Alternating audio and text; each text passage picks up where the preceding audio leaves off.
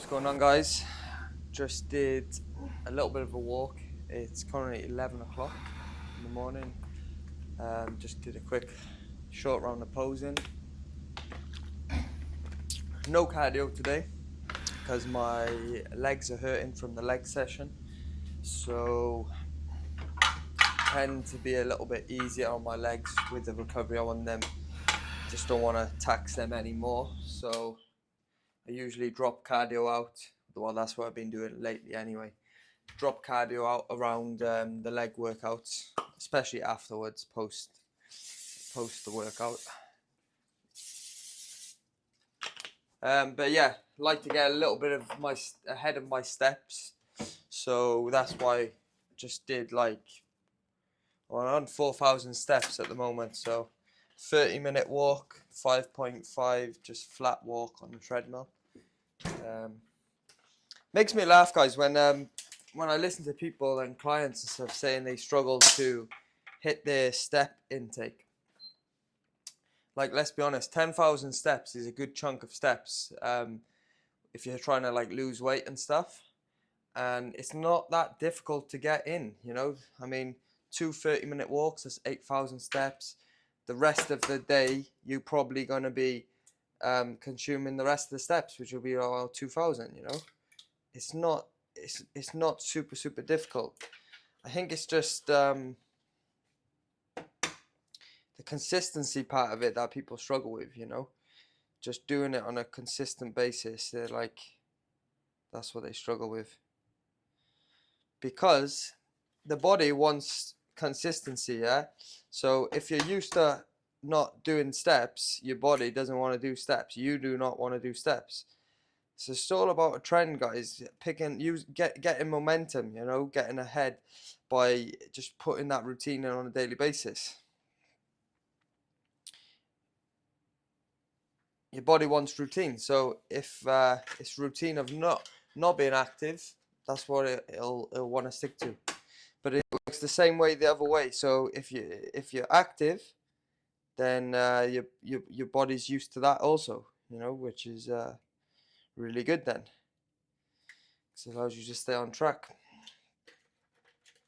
Same with the diet. Like, usually if you're cheating on your diet or you're eating off your diet plan, it's easy to go and have another meal off plan. Whereas if you're the opposite direction, opposite way, and you're on it with your diet every day, you give someone a cheat meal, they're like, well, I don't really want, should I have it? I don't know if it's a good thing, you know. So that just shows you the power of consistency when it comes to this sort of stuff.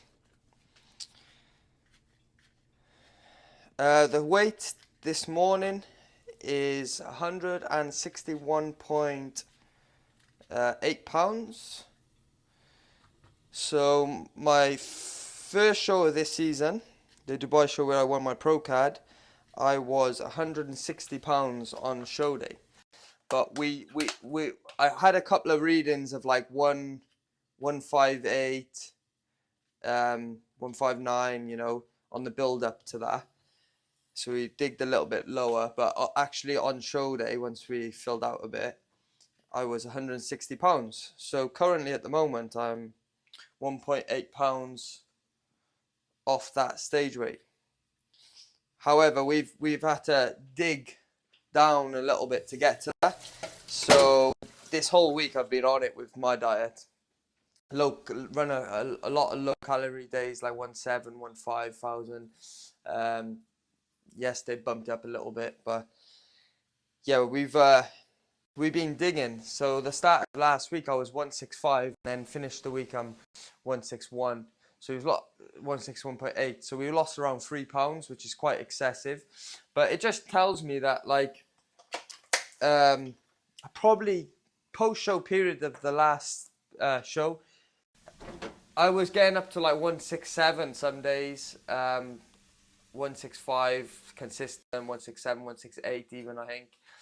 So it just shows me that I probably gained, because obviously it fluctuates up and down with the water intake, but I probably gained myself, oh fuck, the magnet of the The magnet of the mic just got caught on the fridge. Shit. Let me see if, hopefully it's still on. That's mad. Noise reduction.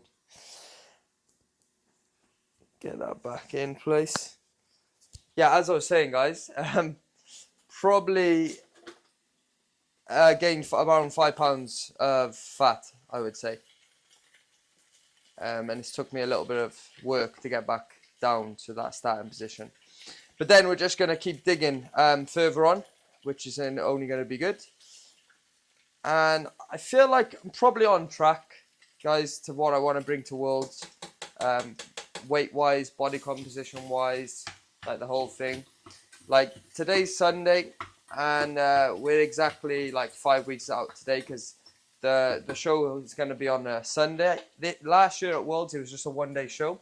So the amateurs and the pros. The pros went out first, and we watched that, and then the amateurs, we were on later on in the day. Which is kind of weird. Like, I mean, you'd probably put amateurs first and the pros later, but they did the opposite. They got the pros out first. Whereas this year, it's a 2-day event, so be interesting to see what that's looking like. But it's going to be amateurs on the Saturday, and then as pros on I'm a pro. Keep reminding myself that. Always sounds nice when I say it out loud. But yeah, the pros are going to be on the Sunday. So, should be interesting. But yeah, I feel like I'm probably... I did, when I went to amateurs last year, I was around 155 body weight.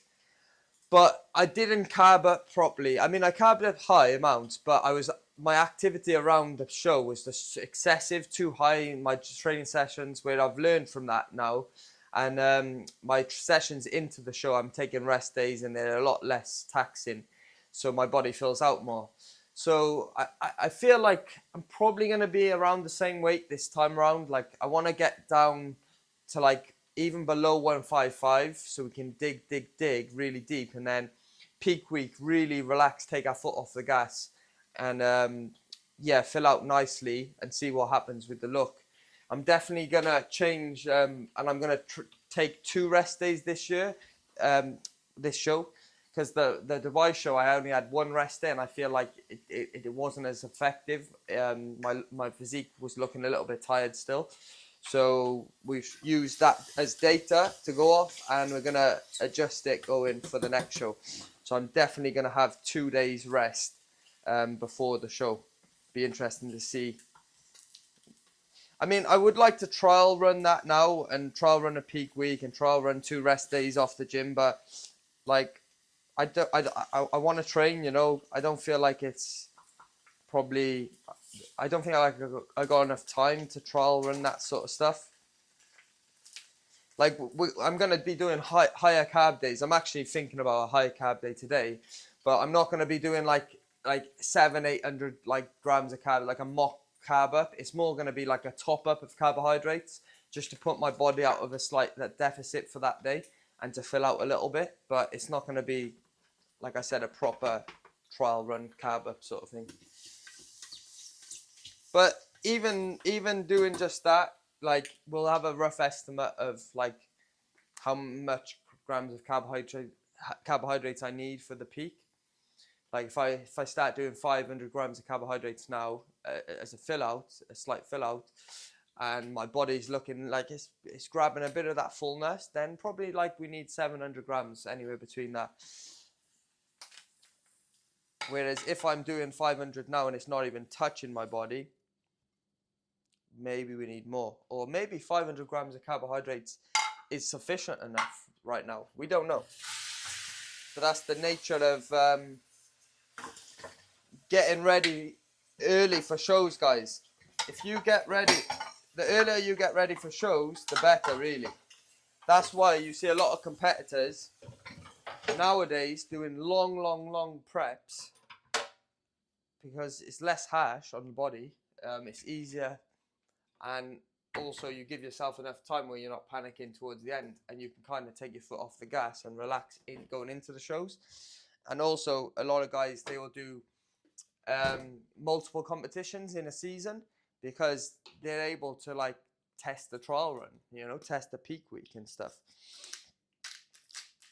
Whereas we're in Dubai, like the only shows you get to really do are all steroid shows. There's not as like in the UK and America, there's a lot of natural federations and a lot of natural shows, whereas out here it's literally one show a year. But the UAE show, which I did, they've actually added 2 shows now, which is really good. Hopefully that's a sign of what's to come, because the rest of the shows out here, guys, they're just like, they're local shows. And I did that. That was my first ever bodybuilding show I did. And yeah, the judges are a little bit, I don't know what they even looking for half the time. I don't think they know what they're looking for. They don't even really understand bodybuilding. Like from what I've seen, all the shows I see, they don't really get it right oftentimes. Whether it's corrupt, where they're getting paid by the trainers or something to place their clients higher, I don't know. But yeah, it's a bit questionable. And there's a lot of guys on steroids, which, yeah, we're natural, so it's not about that going up against them guys.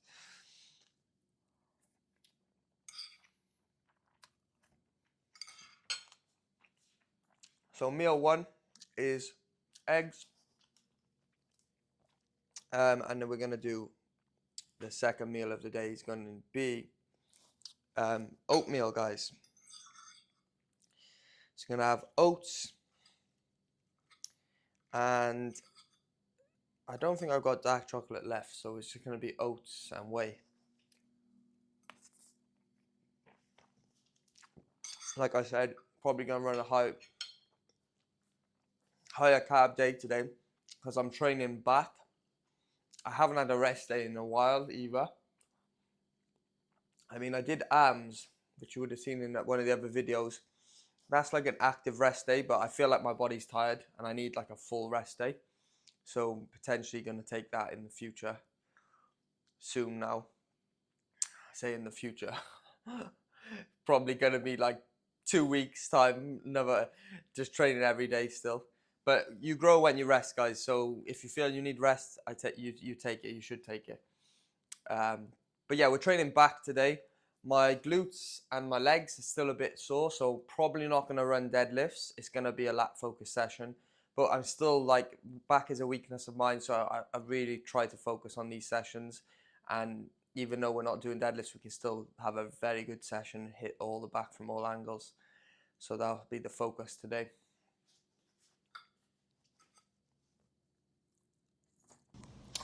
So I just had a protein bar shortly after my oats. And yeah, just about to head to the gym now. We're going to go to a different gym today because, yeah, I've got this deal, this system thing in Dubai where you pay per month for this subscription and you get to use like multiple different gyms. So one of the gyms is where most of my clients, where I train most of my clients at, but then there's a few other gyms that I got access to. So I try and pick and choose when I want to go to that gym, depending on what I'm training and what machines I want to use. So I've done a few sessions in this gym and it's actually, there's some good back equipment in there. So yeah, we're going to head there today.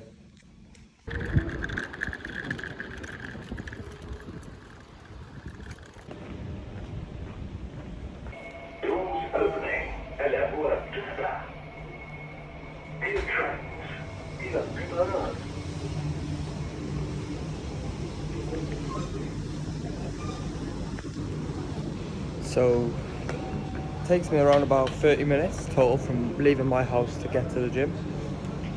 So what I was doing before, I was taking my pre-workout in the house and it was too early. So got the pre in the bag now, got the intra in the bag.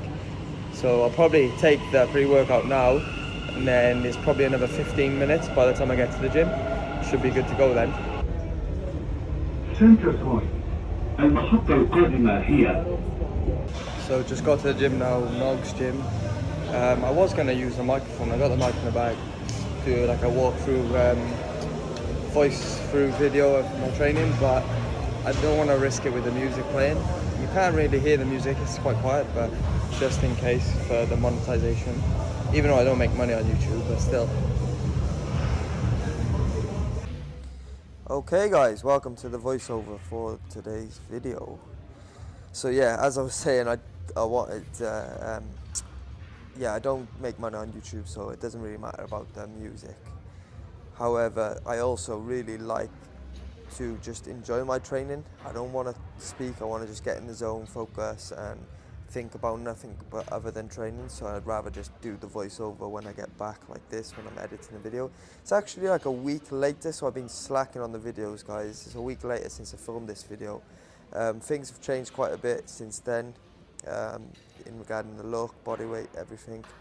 But yeah, as we can see here, starting off with cable pull over, single arm, and yeah, this is just a great exercise, guys. I actually stole this from Cuba Kellin, I think his name is, UK bodybuilder. He owns Nitroflex, not Nitroflex, Ultraflex gym in the UK. But yeah, I found this exercise from his channel, as I think he struggled to connect with his back. I think his back was one of his weaker muscle groups as well. And I don't know if he's taken this exercise from someone else as well, probably, but anyway, it works, like, it really works. It's a great, like, I call this a lat activator when I give this to my clients, because that's what it does. It just gets a little bit of blood in the lats and helps you really find and get that initial connection, which I've been training for, like, how long now? Maybe I'm 37. I've been training like 13 years, guys, and only recently, like I would say in the past 6 months to a year, where I really actually started feeling my lats and part of my back. So I was training for like 10 years pretty much, 10, 11, 12 years and not feeling my lats at all, which is crazy, I know. But I've definitely taken my training up a whole new level over the last like year. And it shows in my physique. I think that's how I won the pro card, I guess, where finally started progressing and looking half decent. But yeah, this exercise will have you feeling that connection straight away in your lat. There's something about using the cuffs. It just takes out any of your wrist or your body trying to use other muscles like your biceps and stuff. With the cuff, it just allows you to fully target the target muscle area that you're trying to connect with. So I definitely say try this exercise out, guys. Don't do nothing crazy, just like the 1 or 2 sets.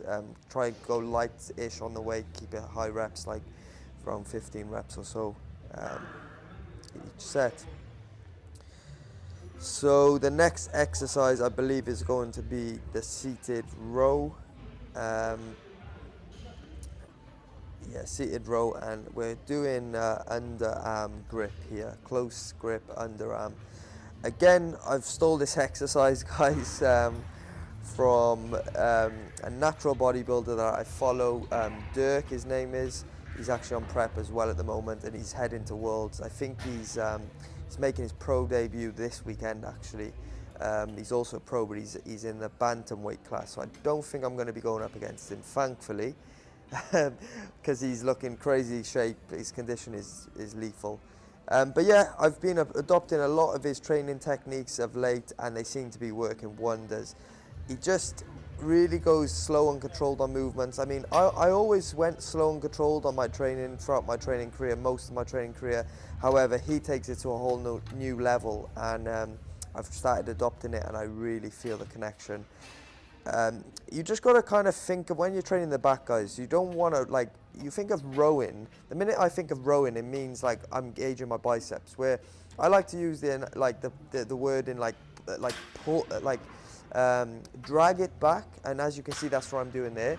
It's like, instead of rowing, drag it. So what that does then, it allows you to spend a little bit of time in the stretch position, which probably, as we know from, if you look at studies in the science, like training the lats in a lengthened range, a lengthened position is actually like a really good thing, rather than like training the lat at this shortened position. Not that we shouldn't do that, at the top part, squeezing the muscle is also important, but really lengthening out them lats, letting them stretch out, and then just dragging back nice and slow, keeping that tension on throughout, Whereas in the past, one thing that I was doing wrong, where I'd go fast on that initial movement out, and then immediately the tension just goes straight to the biceps or the delts or the joints, you know. Whereas as you can see here, the control is like really slow. I'm not even sure what area of the back this trains, but it just feels really, really good. And yeah, I'm continuing to use it because I get a really good connection with it, good pump. As you can see here, like the lighting, and when you're in the gym pumped up and you've had some water, is completely different to the last clip when you would have seen him in the kitchen, like first thing in the morning, obviously no food in me, and it's pretty crazy how different the look is. I think even more so as a natural, because like guys who are enhanced, they're like probably pumped up all the time, you know, whereas when you're natural, you don't have, you're probably pumped up just for the hour while you're training, and then that's it really. The rest of the day's pretty grim.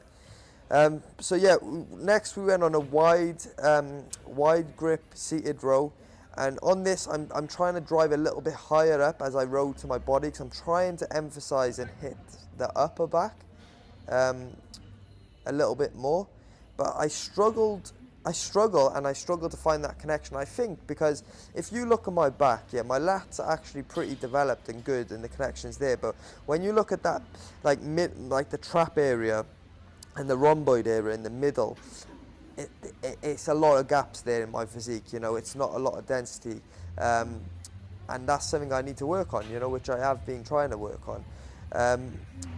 But ultimately, I just keep the weight really light. I think I'm using the exact same weight as I did on the other attachment. I might have even dropped it down, actually. I think I dropped the weight down. And we're just trying to find that connection. As you can see, I don't really know what I need to be doing. I know that I need to stretch out fully, but I'm trying to elevate my chest high. But here I'm kind of like shrugging back with my back. But I feel like the tension's coming on in that rhomboid area, which you can probably see here during the clip. So, and I'm just trying to control the weight as much as possible. Back training for me, guys, it's a bit difficult, you know. It's something I'm going to be the first to say I'm not the best with connection-wise. Like I said, I find a real good connection with my lats, but not so much in other areas of my back. But I think this is the, I think I felt this next set a lot better, which you'll probably see here. And it was that good, I went for another set. I think I did 3 sets total on this. I think on this set here, I tried to be a little bit less strict with my form, and I just have a bit of flexibility with the movement. I go a little bit faster with the speed. I'm just trying to pump blood into that upper back area. And I feel like it worked a lot better. If you can watch this now. So we're stretching out fully with the arms, trying to keep that chest high. And it just looks a lot better here. Ultimately, I just want to finish this set and feel like burning sensation all in my traps, my rhomboids.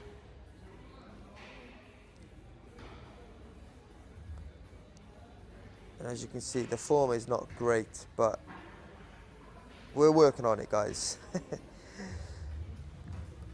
And I always like to train with a stringer vest when I'm doing back, not to show off, not to flex the ego, but to actually like film some of the movements and have a look back to see, like as you can see here, I feel like the connection was on towards the end of the set. I'm kind of shrugging a little bit, like a row. It's in between a row and a shrug, but the tension's coming on, and I'm dropping off that distance just on the end, but it's still a good amount of tension throughout the movement. Yeah, you need to be training back when you in a stringer vest, guys, because you're able to see things a lot better then. So yeah, lat pull down now. We're moving on to next. Wide grip, not too wide. I like to do roughly around here. And obviously I've got the injury in my back, right, in my scapula, wherever it is, shoulder, whatever. There's an issue there. I've had it for a long time. So usually when I do lat pull down, I feel like it's a little bit strange on the right side where the injury is, but I'm just trying to control the weight, drag the bar down rather than row the bar down. And what I'm doing here as well, I'm not doing an upper back bias lat pull down. I'm more trying to focus the lats. So I'm trying to keep my elbows far in front, forward, and just find that point where the tension stays on. I don't like fully extend all the way up to the top, letting everything hang out. I just release my arms to where they're straight and then pull down with the tension initiated. And it, like I said, it's probably better to do single arm stuff when you're training back, especially if you struggle to connect with it. But the session will be 2 hours long if I was doing single arm everything. So you kind of need to balance it out a bit, do neutral, both arms grips and single arm. But I'm just really trying to slow that weight down and drag it back rather than row it back. Slight pause at the top, slight pause at the bottom, trying to drive as much tension in my lats as possible. And yeah, and it felt pretty good. I think I did around 2 sets on this before moving on to the next exercise. So yeah, this is a T-bar. There is a T-bar in the other gym that I work from, but it's really not a good T-bar. Like, it moves around, and I feel like maybe that's potentially even where I caused the injury, where one side is going to take more than the other. However, this T-bar is like really, really good. It's really heavy and strong, but it doesn't move around too much. It's quite stable, which I like. And yeah, again, just trying to hit that upper back with the top grip, trying to just control the weight. All I'm thinking, guys, when I'm training back is do not use your biceps. Do not use your bicep. Try to pull this weight without using bicep as much as possible. The minute that I feel like my biceps are taking over, pulling too much, I just stop the set. And I try not to go super, super heavy on all the movements, you know. I just keep the weight really light. Obviously, there's a fine line with this. Like, we need to keep the weight heavy enough to stimulate and adapt and stress the muscle, but at the same time, I trained for years, guys, and didn't build as much muscle as I probably should have done. And this is something I've learned more recent years, like the importance of just making sure we hit the muscle. I couldn't care less about the weight. I couldn't care about the weight back then, but I just thought, well, I'm strong enough to lift it, so why not lift it? Just go for the heaviest weight possible always. But that's not bodybuilding, guys. When we're trying to bodybuild and hit the muscle, there's more to it than just picking up a heavy weight and moving it. You know, we have to move it with the right form, move it with the right muscles, train with good intention, you know, make sure we're safe and we're not hitting our joints too much. But not to say that you shouldn't be training intensely. Like, I'm trying to bring the intensity as high as I possibly can, but making sure it stays on the muscle. So I think it's just doing a quick mid-session pose check here. As you can see, the shoulder injury is higher on the right as usual. But yeah, looking pretty decent here. The lighting's pretty good as well though, by the window. Most of the time we're not like full at the moment. We're just kind of a bit flat, guys, a bit tired, obviously, because I'm putting my body in a deficit all the time. But yeah, you gotta do what you gotta do. Back relax, lat spread. Back relax, relax pose. Now we're going to back double bicep, back lat spread here. Looking not too bad. This session, guys, took about, honestly, like about 2 hours long. When I go to this gym, because it's like a lot of machines that I'm not that used to, I like to try like multiple machines, multiple equipment, but it's probably not the best when it comes to like management, fatigueness and stuff like that. We shouldn't be probably doing as much volume as this. However, when when I'm training a weaker muscle group, I'm just trying to like do as much as I can to stimulate the muscle, yeah? So for instance, if like for instance, arms for me are a good muscle group.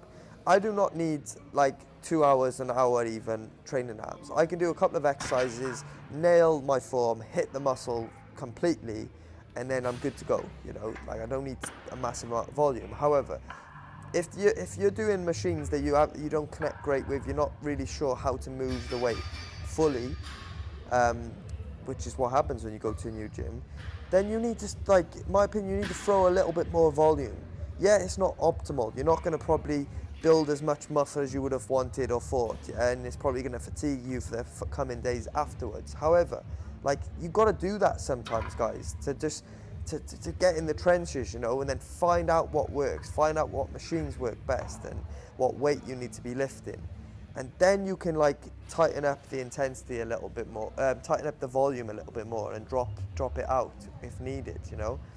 Just doing like a triple drop set down here on the T-bar, a bit more of the neutral grip. Complete failure on most of the sets.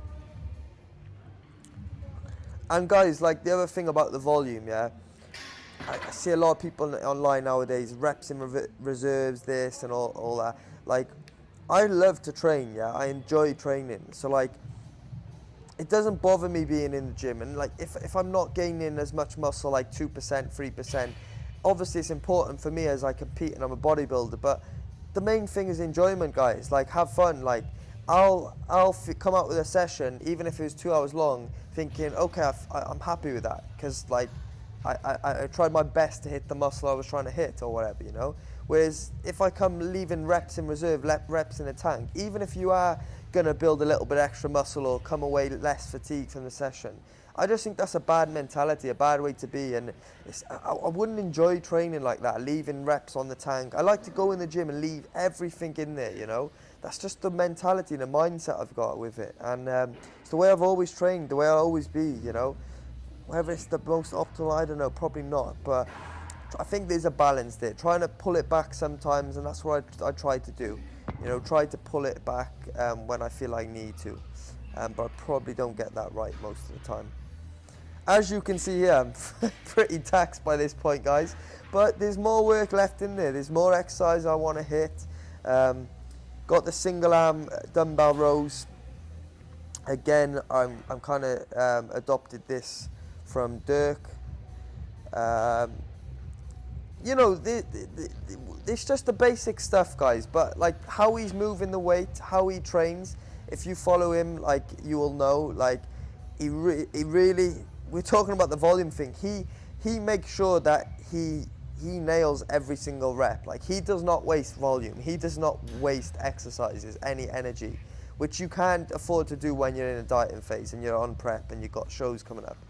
But I'm still learning here, guys. 13 years of training, WNBF pro, but I still got room in the, like, to improve on, you know. This is what I find crazy. I speak to some clients and some people out there, and they say, oh, my training's amazing, like, I don't need any help with that. It's like, I've nailed my training.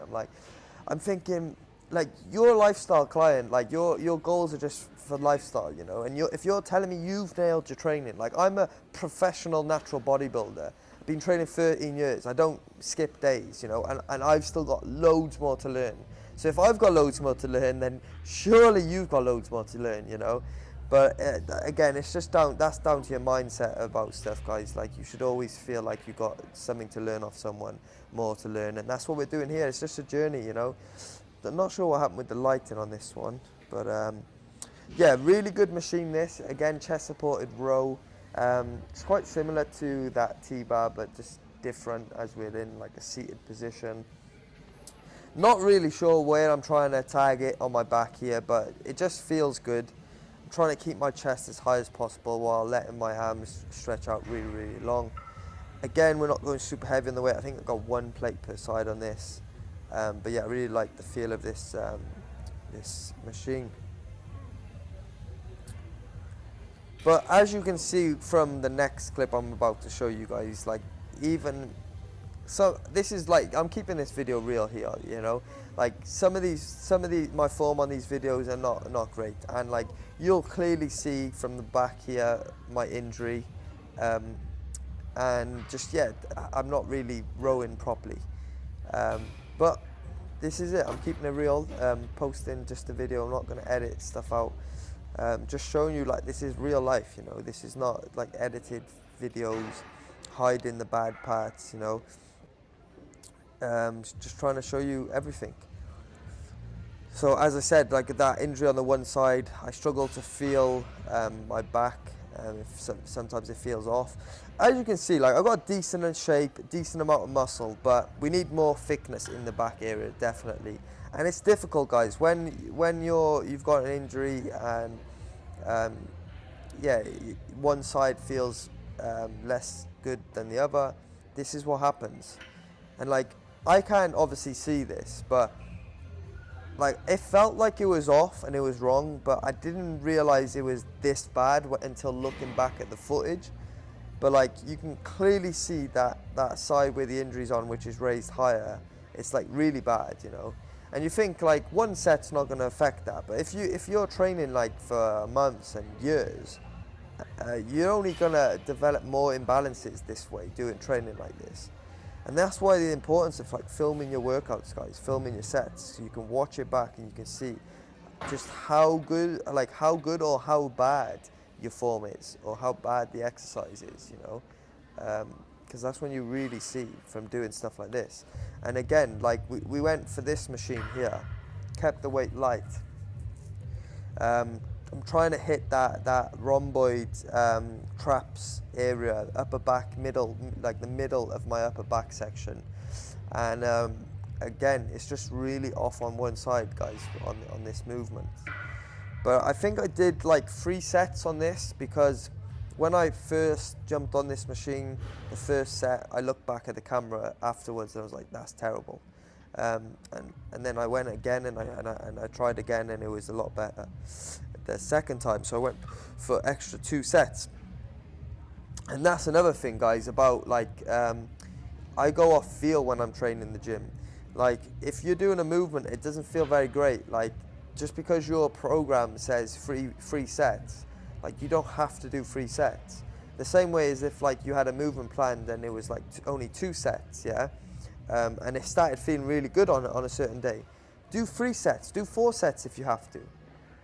But like I understand why people don't do that, because they're really trying to manage fatigue and they manage like. But like I said before, I got into training because I enjoy it. I enjoy being in the gym. It doesn't bother me if I'm there 2 hours, 3 hours, 4 hours. Like I just enjoy training. I enjoy trying to hit the muscle, trying to connect with the muscles. So there's going to be some days when my back session's an hour long, and there's other days like this today when it's 2 hours, and so be it. Like let's say I messed up today bad, yeah, I've really fatigued myself from this session. It's not the end of the world, guys. Like back in 4 days I'll recover, and another back session's going to come around again. Do you know what I mean? It's not the end of the world. Like people stress about the small stuff too much, and like their whole week will be messed up because they missed one lift or one exercise. It's like, no, guys, it doesn't have to be that way. But as you can see here, I was really letting my chest and my scapula just drop down, a lot more freedom in the movement, and I just felt like the exercise was so much better. It was less strict with the form, but I really felt like I had a good connection. This is the second part of this exercise now, this set. This is where I felt like I had a really good connection. I really dropped that chest down forward, and I felt it in that trap rhomboid area. Just trying to fill in the gaps, guys. Like my lats are actually decent, but yeah, we got to fill in that upper back where we're a bit less dense in that part of the back. And then I think the next exercise after this is going to be a pullover machine. There's 2 pullovers machines in this gym, but the one is a lot better than the other. I've tried the other one and it's terrible. But the one I'm on here, which is I think is a Nautilus machine, I'm not sure. But yeah, it's actually really good. The only issue with it is well, it's got a good belt, it's got a good foot, so you can pull it into place. But it doesn't fit your body, guys. So as you can see here, I've got my deadlifting straps attached. I've seen someone else doing that online before, and it does work. Yeah, and it just allows you to position it in place, because I've got really, really long arms, right? And even my arms do not reach the top of this machine. So like whoever made this machine, I mean the machine's really good, but only if you do it like this with the deadlifting straps. Like I don't know what they were thinking, whoever made this machine. To like that it's like that bar needs to be a lot lower down, the end of that bar in the middle. But yeah, I really like pullovers, machine pullovers. I don't really tend to do dumbbell pullovers that much anymore. I used to do them all the time, but yeah, I kind of went off that. I mean, I'd much rather do a cable pullover. But yeah, we're just pretty much finishing off the back workout here, guys. Going for really, really high reps on this. Just trying to get a really good connection. And then obviously no deadlifts today as my legs were hurting, but there's no reason why we can't finish and hit the lower back. So I just went for hyper extensions here, and I seen that's like this mat was actually already on there, so someone had put it on there, but it's actually really good. It actually makes the movement a lot more comfortable on your quads. And I'm just trying to bend my spine here all the way down and then retract it all the way back and like keep my chest higher at the top part of the movement. Just gets a lot of tension in that lower back. And we don't even have to like use a weight on this, guys. If you do this properly, like it just absolutely burns that lower back area. Just to try and get a little bit of blood flow to that lower back.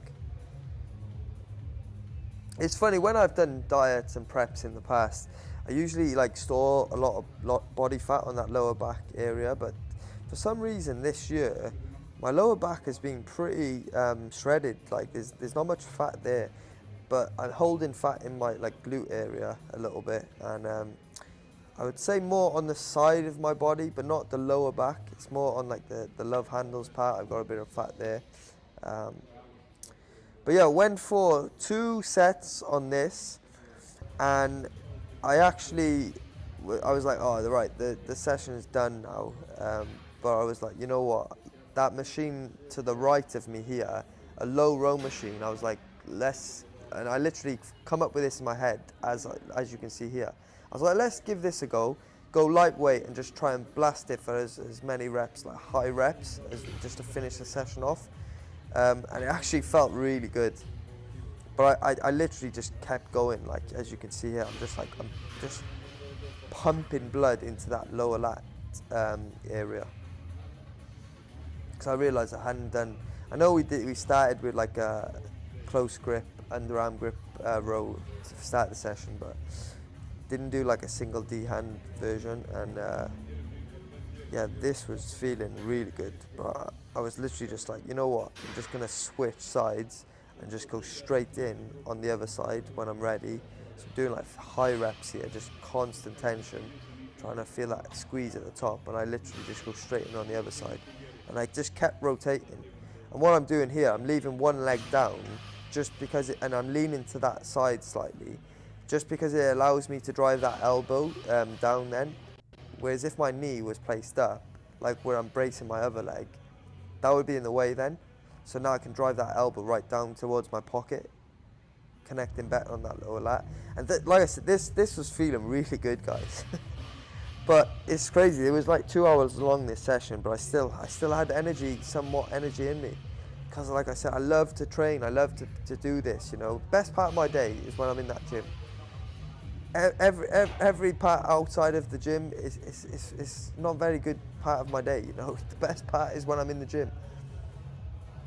We've been doing this for years, guys. Like, it's almost like it's a routine. Sometimes I think, do I actually love it as much as I love it? Or is it just because I've been doing it for so long? It's just like waking up, having your morning coffee. But I think it's a bit of both, probably. The routine obviously is good. The body wants to have routine, but also I do genuinely love it. Love to train, love to throw weight around and hit the body, hit the muscle, you know. And that's it. That wraps up the session, guys. Just finishing off with a little bit of posing here at the end. I was thinking when I was doing posing here, I was like, yeah, my physique looks tired. We need to get home, get a meal in us. We need to like fill out. I think I was like, I need a rest day. Probably see here it just looks like a tired physique. But yeah, Did a few bits of posing. I feel like I need, obviously my chest needs a lot more muscle, but I need a lot more like front, like the top shelf of my frame, like front delt, chest. I need a lot more muscle there. Um, Definitely need a lot more muscle there. Arms, triceps, obviously best body part. Shoulders from the side look pretty decent. Chest needs to be bigger though. Triceps obviously really good, but definitely look flat here, tired. Obviously after training for 2 hours, that's the look you're probably going to achieve. But yeah, back obviously needs a lot more thickness. I've got the shape. I feel like in my back I've got the shape and that. I just need a lot more density and fix the injury. Posing is terrible here as well in the back double. Um, as you can see, the body fat and the glutes. A little bit on the lower back. It's more on the side though, I'd say. And yeah, that wraps up this. Hope you enjoyed the voiceover, guys. Sorry if it was too long, but yeah, it is what it is. Just got back now. The only problem going to that gym is takes ages. It takes ages the whole trip, like from start to finish, leaving my house to get into the gym and then back. Travel time's like 30 minutes each way, 40 minutes. So yeah, it's just a long process. So I don't go there very often. Whereas like the other gym, it's close by. It literally takes me like 7 minutes to get to the gym and back. So yeah, post-workout meal. Post-workout meal is chicken, 195 grams. Then we've got roughly 45 grams of carbohydrates coming from these rice cakes.